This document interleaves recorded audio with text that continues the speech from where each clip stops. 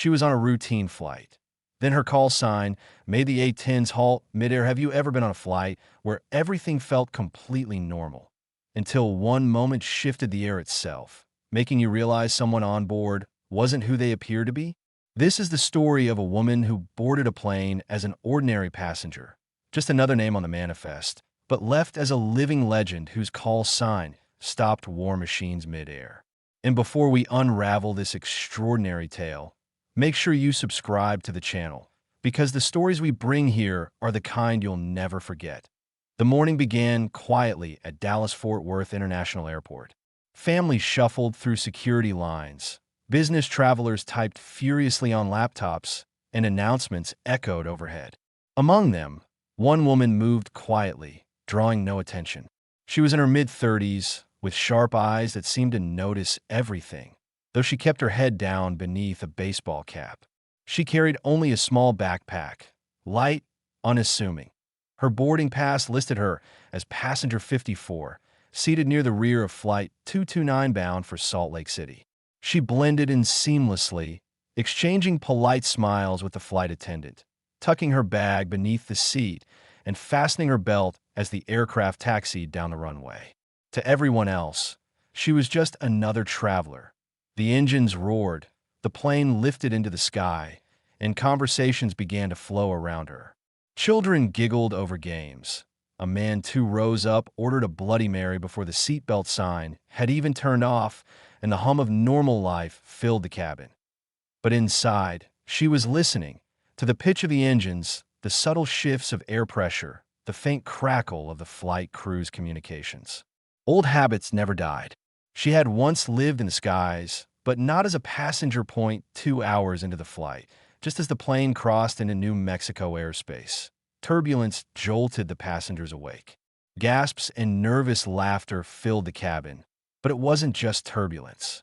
Out the window, shadows appeared, growing larger with every second. The passengers pressed their faces to the glass, eyes widening at the sight. 2 A-10 Thunderbolt IIs, the fearsome Warthogs of the U.S. Air Force, were flanking the commercial jet. Their engines thundered, their brutal silhouettes unmistakable, each armed with the iconic Gu-8 Avenger cannon capable of tearing tanks apart. Passengers panicked. Phones came out, recording shaky videos. Some whispered, "Are we under attack?" while others prayed quietly. The captain's voice broke through the intercom, calm but strained. "Ladies and gentlemen, we are currently in contact with U.S. Air Force aircraft. Please remain seated.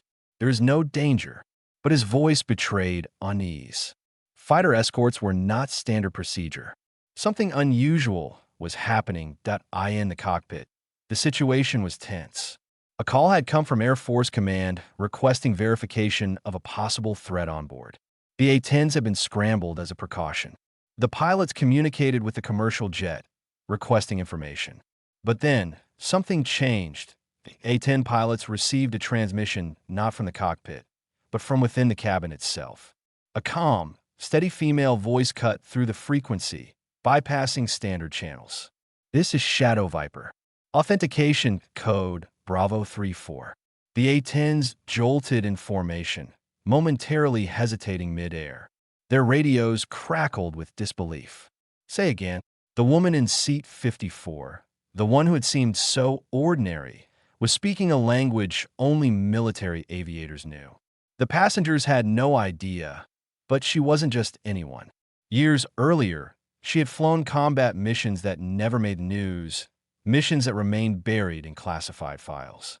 She had been one of the few female pilots trusted with black ops assignments overseas. Her call sign, Shadow Viper, was a name whispered in Air Force circles with equal parts respect and mystery.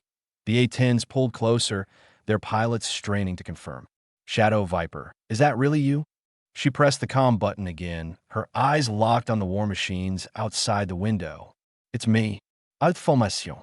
Maintain distance."